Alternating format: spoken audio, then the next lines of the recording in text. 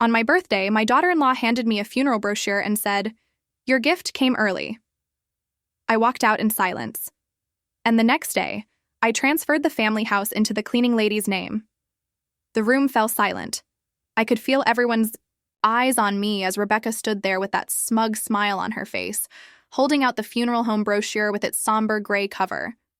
My son James just stood beside her, shifting uncomfortably but saying nothing, not one word in my defense.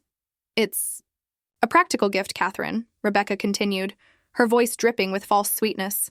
"We all know you're getting older and it's best to be prepared. James and I thought you'd appreciate getting your affairs in order." I stared at the glossy paper in my hands. Golden Sunset Funeral Home. Pre-planning brings peace of mind. My 70 years suddenly felt like a burden, a countdown clock in Rebecca's eyes. I looked around the dining room of the house I'd spent 40 years paying for. Before we continue, comment where you're watching from and subscribe to the channel. We'd love to see how far our stories are reaching. The house where I'd raised 3 children alone after my husband died. The house that Rebecca had been eyeing like a vulture since the day she married James. My other children, Sarah and Michael, had moved across the country years ago.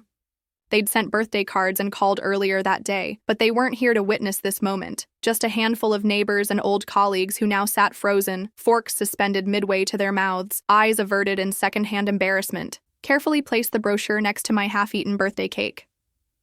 "Thank you for your thoughtfulness," I managed to say, my teacher's discipline keeping my voice steady despite the hurricane raging inside me.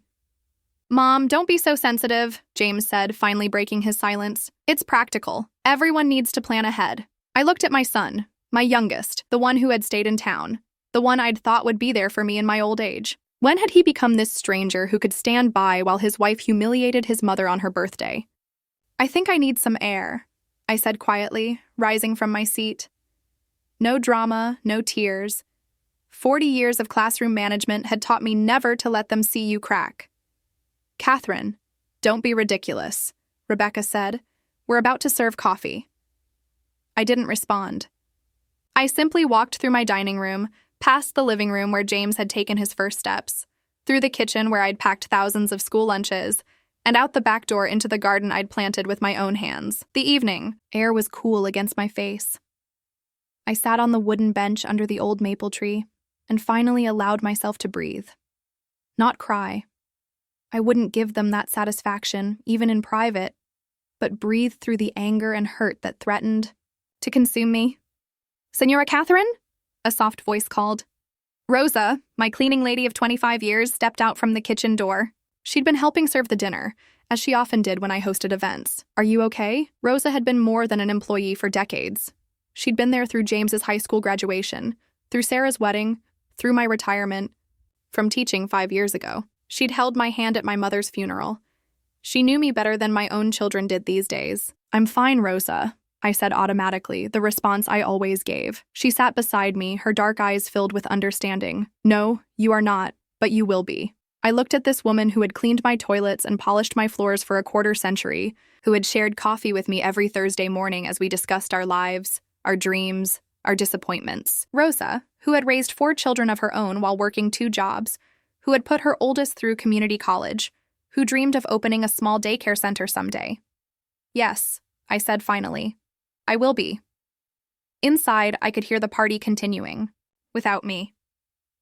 Rebecca's loud laugh, the clink of coffee cups, life moving on as if nothing had happened. As if I hadn't just been handed a death notice on my birthday by my own family. That night, after everyone had gone and the house fell silent, I sat alone in my study, surrounded by photographs of a life well lived. 40 years as an elementary school teacher, 3 children raised to adulthood, hundreds of students whose lives I'd touched, and now a funeral brochure as a birthday gift. I pulled out the bottom drawer of my desk, retrieving a folder I'd kept hidden for months. Inside were the conversations I'd overheard, the plans Rebecca and James had been making, how they'd redecorate when the house is ours, how they'd finally have the space they deserved, how they'd sell it and move to Florida once they got the old lady settled somewhere affordable. I wasn't supposed to know about any of this. But walls have ears, and people tend to forget that the old lady still has perfectly good hearing. I hadn't confronted them because I'd been afraid of losing James completely, afraid of being alone, afraid that maybe they were right. Maybe I was just a burden now, a problem to be solved. But as I sat there holding that funeral brochure, something inside me finally broke free. Not my heart. That had been breaking slowly for years. No, what broke free was my fear. I was Katherine Wilson.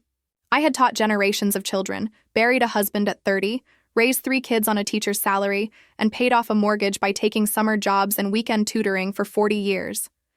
I had survived far worse than a cruel daughter-in-law and a spineless son.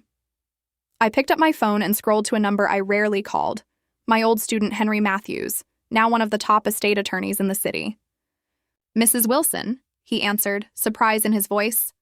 "Is everything all right? It's nearly midnight." "Henry," I said, my voice stronger than it had been all day. "I need to make some changes to my will. First thing tomorrow." By the time I hung up the phone, I knew exactly what I was going to do. For the first time in years, I felt something that had been missing for too long. Power. They wanted me to plan for my death? Fine. But they would soon discover I had very different plans than the ones they'd counted on. The next morning, I was up before dawn. Sleep had eluded me, but I didn't feel tired. Instead, I felt a clarity I hadn't experienced in years. I stood in my kitchen, watching the sunrise through the window above the sink, the same window where I'd stood countless mornings preparing for school, making breakfast for my children, planning lessons. This house held my entire adult life within its walls. As I sipped my coffee, memories washed over me like waves. I'd purchased this house with Daniel 43 years ago, when it was nothing but a rundown Victorian that nobody wanted. "It has good bones," Daniel had said, his eyes twinkling with that optimism I'd fallen in love with. 6 months later, he was gone. Heart attack at 32, leaving me with 3 small children and a mortgage I could barely afford on a teacher's salary. "You should sell," everyone had advised. "Move somewhere cheaper." But this house was the last piece of Daniel I had, the last dream we'd shared. So I'd done the impossible instead. I worked days at the elementary school teaching 3rd grade. Nights, I tutored high school students in math and English. Summers, I picked up administrative work at the district office. Every spare penny went to the mortgage and keeping this house standing. The dining room table where Rebecca had handed me that funeral brochure. That's where Sarah, Michael, and James had done their homework every night under my watchful eye. Where I'd graded papers until midnight, where I'd calculated and recalculated our tight budget month after month, year after year. The doorbell interrupted my thoughts. Through the peephole, I saw Henry Matthews, now 50, though in my mind he was still that bright-eyed 10-year-old who'd struggled with fractions, but excelled at writing stories. "Mrs. Wilson," he greeted me warmly, taking both my hands in his. "You look well, liar," I smiled, "but thank you for coming so early." We sat in my study, surrounded by bookshelves filled with children's classics and teaching awards. "So," Henry said, opening his briefcase, "you want to make changes to your will. May I ask what prompted this?" I told him everything. The funeral, brochure, the conversations I'd overheard between James and Rebecca, their plans for my house once I was taken care of. Henry's professional demeanor cracked slightly. "I'm sorry, Mrs. Wilson. You deserve better." "I'm not looking for sympathy, Henry. I'm looking for solutions." He nodded, understanding perfectly. "What exactly did you have in mind?" I laid out my plan. By the time Rosa arrived at 9 for her regular Thursday cleaning, Henry was just leaving. "Remember," he said at the door, "once the papers are filed, it's irreversible." "I understand," I replied. "I'll see you tomorrow to sign everything." Rosa looked curiously at Henry's retreating figure. "Is everything okay, Señora Katherine?" "Actually," I said, "I'd like to talk to you. Coffee?" We sat at my kitchen table, as we had every Thursday for years. But today was different. Today, I wasn't just her employer, I was a woman with a proposition. "Rosa, how long have you worked for me?" She thought for a moment. 25 years this September.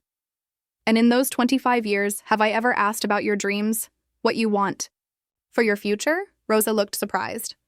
"You have always been kind, always asked about my children, my family. But not your dreams," I pressed gently.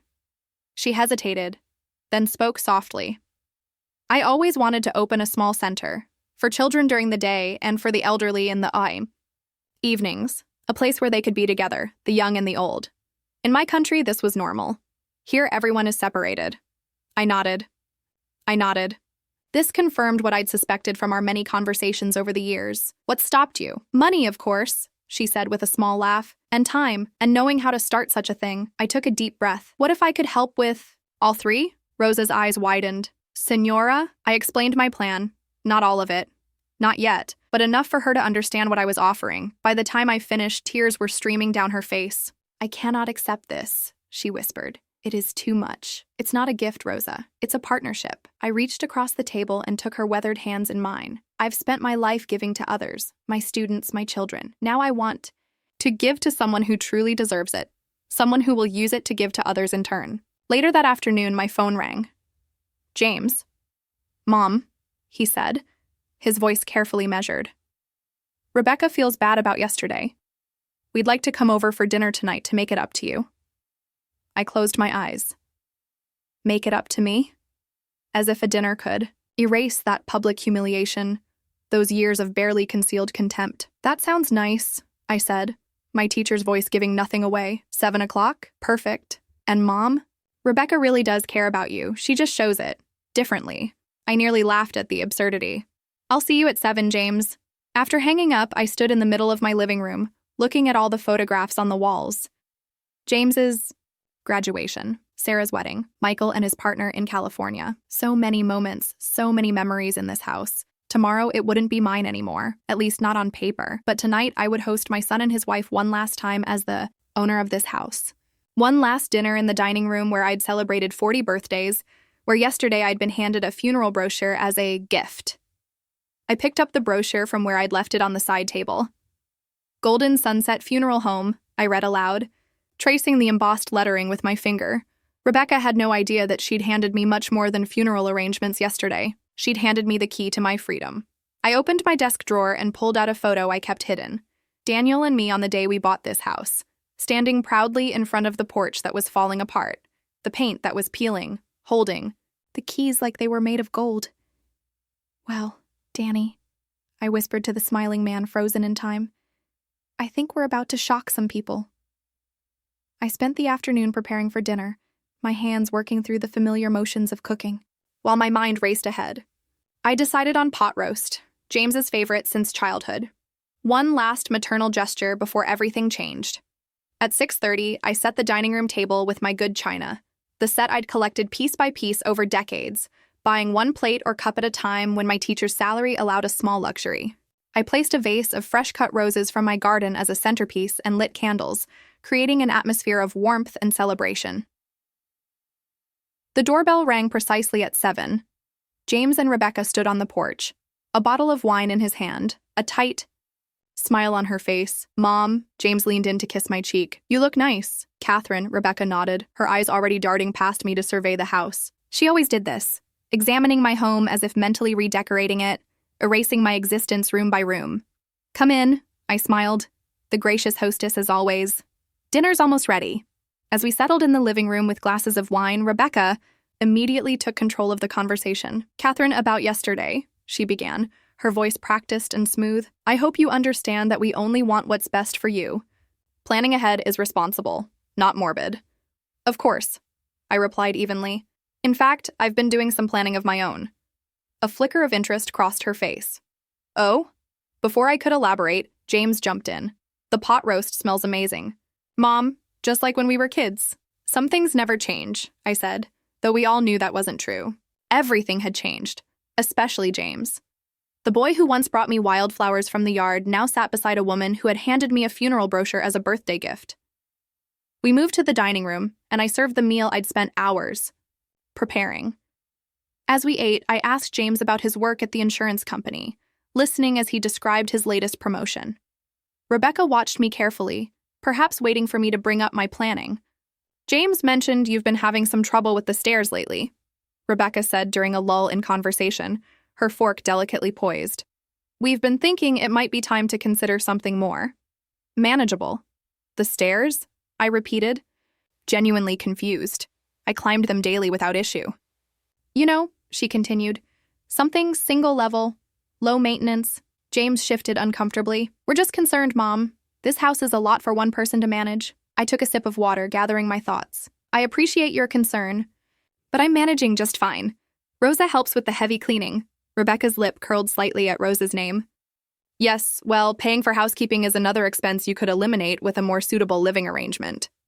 I was about to respond when James's phone buzzed. He glanced at it, then stood abruptly. Sorry, I need to take this. Work emergency. As he stepped into the kitchen with his phone, Rebecca immediately leaned forward. Look, Katherine, let's be direct. You're getting older. This house is too big, too expensive, and frankly, too valuable to just sit here while you rattle around. In it alone.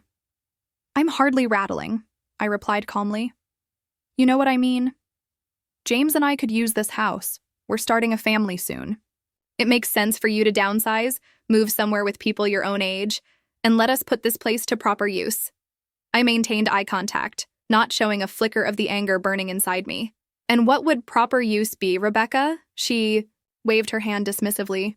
Well, obviously we'd need to update everything. This decor is so dated, and honestly, we'd probably expand the master suite, maybe convert your sewing room into a proper nursery. I see, I said quietly. And have you and James discussed this plan?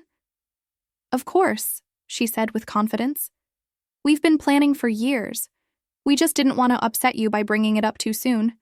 But now that you're clearly thinking about, arrangements, she gestured vaguely, referencing the funeral brochure without saying it directly, it seems like the right time to discuss the future of the house. From the kitchen, I could hear James's voice, not discussing any work emergency, but clearly on a personal call. I excused myself to get dessert, moving quietly toward the kitchen. I paused just outside the doorway, out of his sight but close enough to hear his words clearly. No, it's going fine, he was saying in a low voice. Mom seems in a good mood, actually. Rebecca's talking to her now about the house situation. A pause as the person on the other end spoke. I know, James continued. But we've waited long enough. Once we get her into Cedar Grove, we can finally move forward with our plans. The real estate agent thinks we could get at least twice what Dad paid for it, especially after renovations. Cedar Grove, the assisted living facility, on the edge of town, known for its minimal care and maximal fees. Look, I've got to go, James said. I'll call you tomorrow with an update. With any luck, we'll have her convinced by the end of the month. I slipped back to the dining room, my face a careful mask, despite the hurt and anger churning inside me. Rebecca looked up as I entered. Everything okay? She asked, noticing I'd returned empty-handed. Just fine, I smiled. Forgot the dessert plates. James is still on his call? Important client, Rebecca said dismissively. Now, about what we were discussing. James returned, slipping his phone into his pocket. Sorry about that. Crisis. Averted. I studied my son's face. The face I'd kissed goodnight thousands of times. The face I'd watched graduate from kindergarten, high school, college. The face that now lied to me without hesitation. No problem, I said, standing to clear the plates. Who wants pie? As I served dessert, I listened to them talk about their future plans, the vacation they wanted to take, the promotion James was angling for. Not once did they ask about my life, my interests, my plans. I was furniture to them, an antique they were waiting to inherit. After dinner, as they prepared to leave, Rebecca made one final attempt. Think about what we discussed, Katherine. It would be so much easier for everyone if you made these decisions willingly, rather than waiting until decisions have to be made for you. The threat wasn't even veiled. I looked at her, then at James, who avoided my eyes. I'll certainly think about it, I promised. In fact, I've made an appointment to discuss some changes to my will tomorrow. That got their attention. James's head snapped up and Rebecca's eyes narrowed with sudden interest. Really? She asked, her voice carefully modulated. Anything we should know about? Just getting my affairs in order, I echoed her words from yesterday. As you said, it's the responsible thing to do. After they left, I sat alone in my living room, the weight of what I'd overheard pressing down on me. All these years, I'd told myself that James still loved me, that he was just under Rebecca's influence. But tonight had proven what I'd been. Denying for too long, my son was an active participant in the plan to push me aside. I picked up the phone and dialed. Henry, it's Katherine Wilson. About tomorrow, I'm absolutely certain about the changes we discussed. No second thoughts. As I hung up, I noticed a framed photograph on the end table. James as a little boy sitting on my lap as I read him a story. I turned it face down and went upstairs to pack a small suitcase. Tomorrow would change everything. The next morning dawned bright and clear. I'd slept surprisingly well, the kind of deep sleep that comes after a decision has been made. My small overnight bag sat packed by the door. Not that I was running away, but I wanted to be prepared for whatever came next. Henry's office was located downtown in a restored Victorian building, not unlike my own home. As I sat across from him signing the papers that would change everything, I felt strangely calm. "Are you absolutely certain about this, Katherine?" Henry asked, his pen poised above his own signature line as witness. "Once filed, this transfer can't be easily undone." "I've never been more certain of anything," I replied, signing my name with a flourish that belied my 70 years. "And you're clear on the terms?" "The property transfers immediately to Rosa Martinez, with the provision that it be used in part as a community center for seniors and children within 1 year. You retain the right to live in the carriage house apartment for as long as you wish, rent-free." "Crystal clear," I confirmed. "And the trust fund for operating costs comes from my retirement savings, as we discussed." Henry nodded, adding his signature to the documents. "I'll file these with the county clerk today.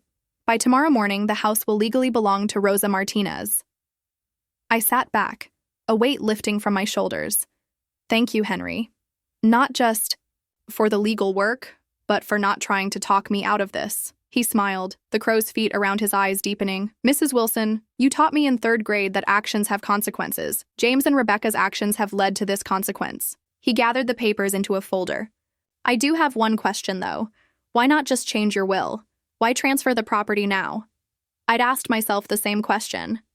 Because a will can be contested. James could claim I wasn't of sound mind. This way there's nothing to contest.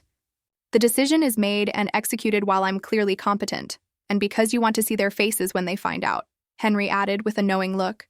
I allowed myself a small smile. That too. As I left Henry's office, I felt lighter than I had in years.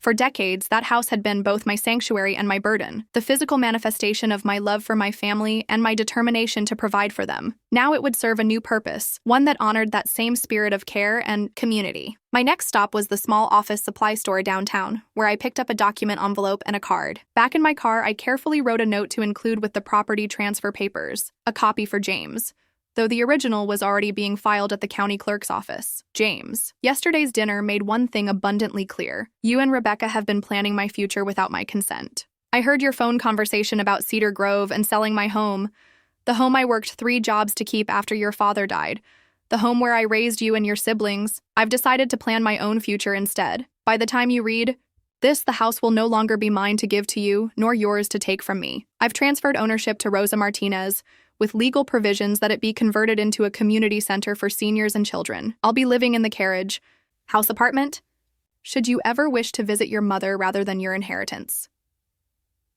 With love, despite everything, Mom." I sealed the envelope, then checked the time. Rosa would be arriving at my house. No, her house now. In 1 hour for our scheduled meeting.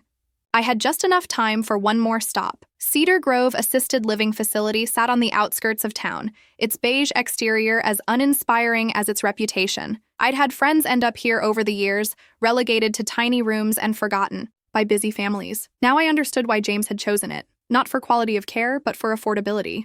The less my care cost, the more inheritance would remain. I walked through the front doors and asked for a tour, introducing myself as a prospective resident. The facility director, a harried woman named Ms. Peterson, seemed surprised but quickly arranged for someone to show me around. The tour confirmed everything I'd heard. Tiny rooms with barely enough space for a bed and dresser. A dining room that smelled of overcooked vegetables and disinfectant. Residents slumped in wheelchairs in front of a blaring television, most staring vacantly, forgotten by the world. Outside. "And what sort of activities do you offer?" I asked the young aide leading my tour. "Bingo on Tuesdays," she replied with little enthusiasm. "And we have a TV room, as you can see." "That's all?" I pressed. She shrugged. "Budget cuts. We used to have more, but you know how it is." I did know. This was where my son had planned to warehouse me while he and Rebecca enjoyed my home and the proceeds from my life's work. "Thank you for the tour," I said, handing her my card. "It's been most informative." When I arrived back at my house, Rosa was already there, pacing nervously on the front porch. Her eyes were wide with uncertainty. "Señora Katherine," she began, "I couldn't sleep all night thinking about what you proposed. It's too much. I cannot accept—" I held up my hand to stop her. "It's already done, Rosa." I handed her a copy of the transfer documents. "The house is yours now, legally. All I ask is that you fulfill the terms we discussed, creating a place where seniors and children can spend time together, learning from each other." Rosa's hands trembled as she took the papers. "But why? Why me?" I gestured for her to sit beside me on the porch swing, the same swing where I'd rocked my children, graded papers, and watched countless sunsets, because in 25 years, you've shown more care for this house, and for me, than my own family has, because I've watched you raise your children with dignity and sacrifice, working 2 jobs to give them opportunities. Because I know you'll honor the spirit of this place. Tears filled her eyes. I don't know what to say. "Say you'll make this house live again," I told her. "Fill it with the sounds of children laughing and elders sharing stories. Make it a place of connection, not isolation." Rosa wiped her eyes and squared her shoulders. "I will, Señora. I promise you this." We spent the next hour discussing her vision, converting the first floor into activity spaces, the second floor into small apartments for seniors who could help with the children's programs. The carriage house out back, where I would live, would remain private but connected to the community we would build. As Rosa left, clutching the papers and still shaking her head in disbelief, I checked my watch. James would be finishing work soon. It was time for the final piece of my plan. I dialed his number, keeping my voice light when he answered. "James, dear, could you and Rebecca stop by this evening? There's something important I need to discuss with you both." "Of course, Mom," he replied, a note of eagerness in his voice. "Does this have something to do with what you mentioned last night?" "About your will? Something like that," I said. "Shall we say 7 o'clock? After hanging up, I walked through my house. No longer my house. Touching familiar surfaces, remembering. The banister my children had slid down despite my warnings. The kitchen doorframe where I'd marked their heights each year. The window seat where I'd read countless stories and graded thousands of papers. I wasn't saying goodbye to these memories. I was ensuring they would become part of something larger than myself, or my disappointment in James. This house would now serve the community, just as I had served it for 40 years as a teacher. I placed the envelope containing James's copy of the transfer documents and my note on the coffee table where it couldn't be missed. Then I sat in my favorite armchair to wait, a strange sense of peace settling over me. Let them come. I was ready. The doorbell rang at precisely 7 o'clock. I took a deep breath, smoothed my skirt, and walked calmly to answer it. James and Rebecca stood on the porch, both dressed as if coming from work. Rebecca carried a bottle of wine, a peace offering perhaps, or a celebration of what they thought was coming. "Mom," James leaned in to kiss my cheek. "You're looking—" "Well, thank you," I replied, stepping aside to let them enter. "Come in." Rebecca's eyes immediately darted around the foyer, as they always did. "Something smells nice. Are you cooking?" "Just some cookies," I said. "They'll be out of the oven soon." I led them into the living room, where the envelope sat prominently on the coffee table. Rebecca spotted it immediately, her eyes narrowing with interest. "Can I get you anything to drink?" I asked, playing the role of hostess one last time in this house. "Whatever you're having is fine," James replied, his gaze also fixed on the envelope. I poured 3 glasses of iced tea and placed them on coasters, taking my time. Let them wonder, let them squirm. So, Rebecca finally broke, her patience wearing thin. "You mentioned you had something important to discuss?" "Yes," I said, settling into my armchair. "It's about the house." James leaned forward eagerly. "We've been thinking about that too, Mom. In fact, we've been looking into some really nice retirement communities that—" "Like Cedar Grove?" I interrupted quietly. James froze. "How did you—" "I heard you on the phone last night," I said simply. "Talking about moving me to Cedar Grove so you could sell this house." Rebecca recovered quickly. "Katherine, you misunderstood. We only want what's best for you. What's best for you. This house is too much work, too many stairs, too valuable," I finished for her. James had the decency to look uncomfortable. "Mom, it's not like that. We're just trying to be practical." "So am I," I replied, gesturing to the envelope on the coffee table. "That's why I've made some practical decisions of my own." Rebecca reached for the envelope before James could, tearing it open with barely concealed eagerness. Her eyes scanned the document inside, widening with each line she read. The color drained from her face. "What is this?" she whispered, her voice tight with shock. What? James took the papers from her hands, reading quickly. Mom, this can't be right. This says you've transferred ownership of the house to Rosa, your cleaning lady? My friend, I corrected. And yes, the transfer was finalized this morning. This is a joke, Rebecca said flatly. It has to be. It's not, I assured her. The house now legally belongs to Rosa Martinez, with the provision that it be converted into a community center for seniors and children. James stood up abruptly, his face flushing red. You can't do this. This house was supposed to… He stopped himself, but too late. Supposed to what, James? Be yours? Why? Because you're my son? The same son who was planning to ship me off? To Cedar Grove while you sold my home out from under me? We visited Cedar Grove, Rebecca interjected, attempting damage control. It's a perfectly adequate facility. I visited it too, I replied. Just today, in fact. Would you like to hear what I found? Residents slumped in wheelchairs in front of blaring televisions, rooms the size of closets, the smell of disinfectant covering the scent of neglect. Is that where you plan to store me while you enjoyed the proceeds from selling this house? James had the grace to look ashamed, but Rebecca wasn't backing down. This is ridiculous, she snapped. You can't just give away a valuable property to your maid. We'll contest this. It won't stand up in court. Actually, it will, I said calmly.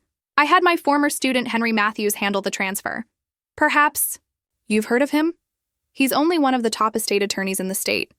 Everything is perfectly legal and properly filed. James collapsed back onto the sofa, staring at the documents in disbelief. Why, Mom? Why would you do this? Why? I echoed, finally allowing some of my hurt to show. Because you handed me a funeral brochure as a birthday gift, James.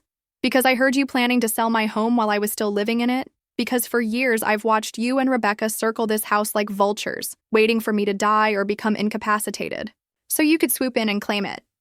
That's not fair, James protested weakly, isn't it? I asked. When was the last time you called me just to talk, not to check if I was managing okay in this house? When was the last time you invited me to dinner without an agenda? When was the last time you treated me like your mother instead of an inconvenient obstacle to your inheritance?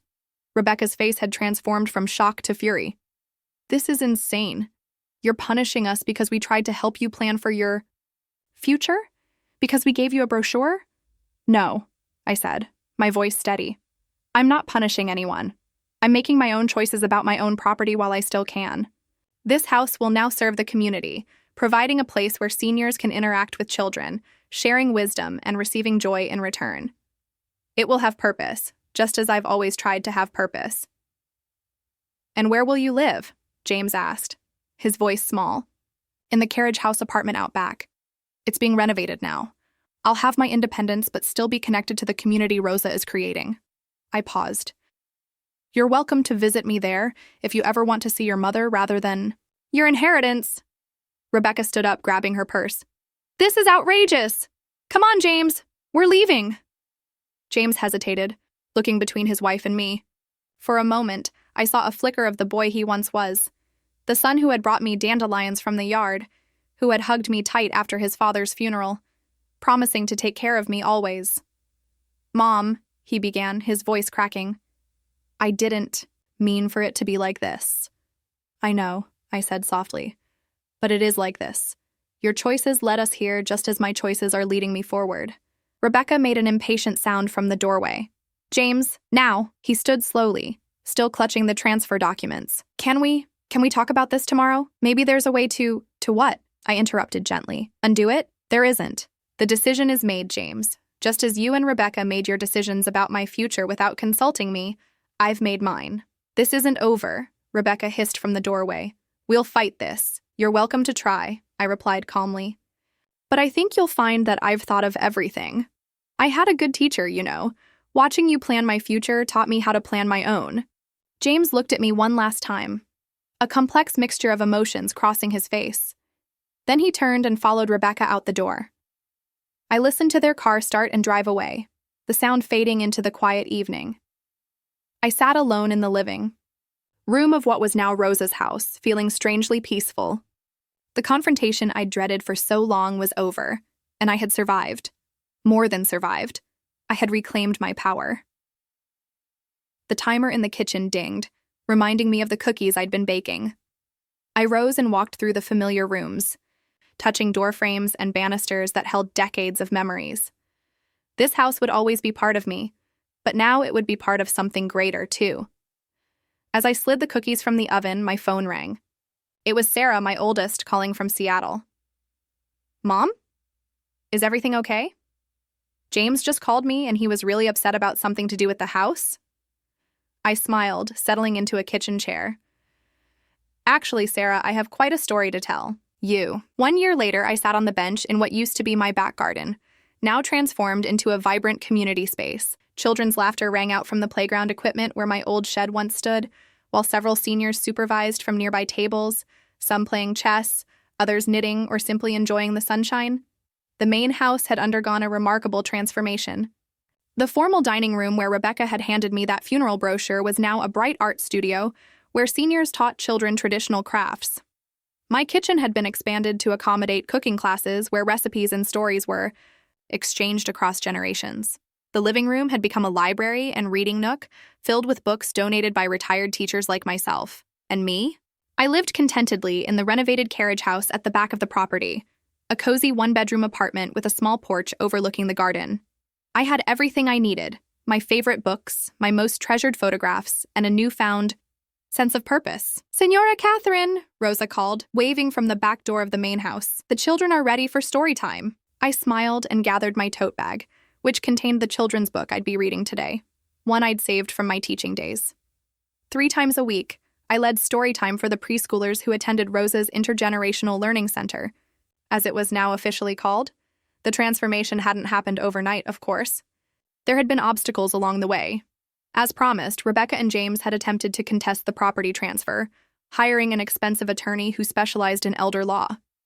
They'd tried to argue that I wasn't of sound mind when I made the decision that I'd been manipulated by Rosa, that the transfer should be invalidated, but Henry had prepared for this.